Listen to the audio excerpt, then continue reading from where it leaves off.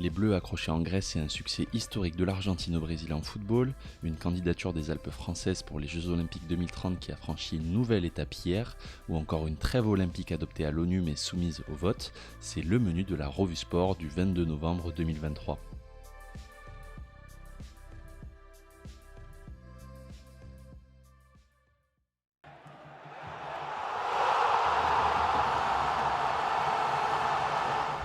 L'année des Bleus se termine par un match nul.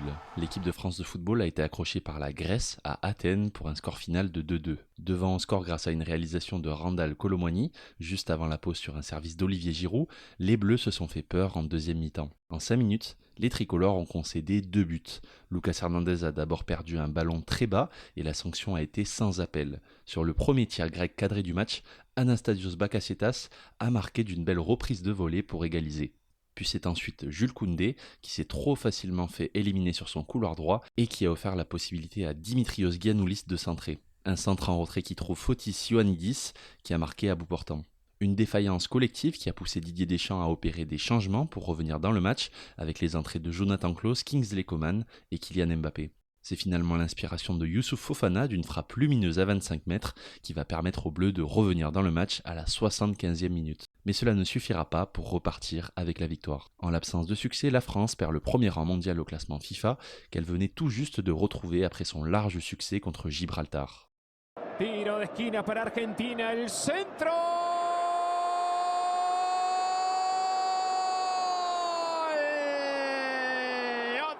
Et justement, cette première place mondiale, c'est l'Argentine qui la subtilise pour son dernier match de l'année.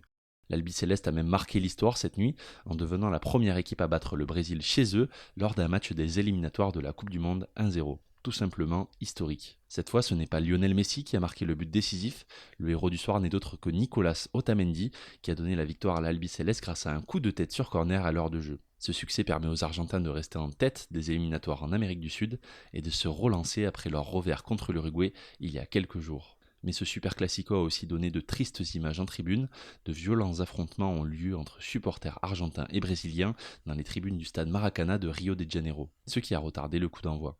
Après une bagarre générale déclenchée lors des hymnes nationaux, l'intervention de la police brésilienne a été nécessaire, une intervention jugée très musclée à l'encontre des supporters de l'Albiceleste que plusieurs joueurs argentins comme Lionel Messi ont dénoncé.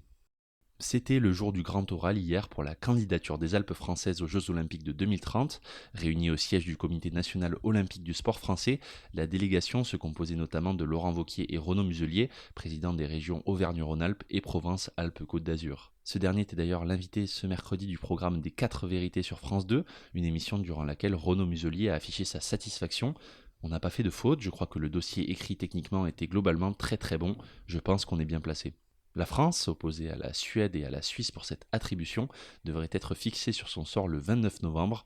Une commission exécutive du Comité international olympique se déroulera à Paris sur 3 jours et selon l'AFP, les candidats avec lesquels le CIO souhaiterait entrer en phase de dialogue pourraient être dévoilés en marge de cette commission. Et c'est une autre triste nouvelle, hier et pour la première fois de l'histoire des Jeux Olympiques modernes, la trêve olympique n'a pas été décidée à l'unanimité par les 193 pays des Nations Unies. Et pour cause, la Russie a poussé l'ensemble des pays au vote. 118 pays ont voté en faveur de cette trêve olympique lors des Jeux de Paris 2024, qui encourage les pays participants à cesser leurs hostilités une semaine avant le début des Jeux Olympiques et jusqu'à une semaine après la fin des Jeux Paralympiques. Mais sans grande surprise, la Russie s'est abstenue dans ce vote et était aussi accompagnée par la Syrie.